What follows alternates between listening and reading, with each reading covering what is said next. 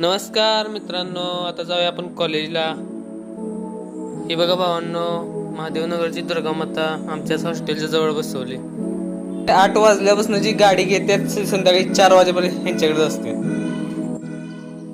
कधी बघितलंय सगळ्या बघा गेलेत बघा. हे बघा आपला तिसरा रूममेट. तोंड कशी लपितात बघा, जसं काय एखाद्या पोरगीला व्हिडिओ धावणार असले का. सहल असते बाई.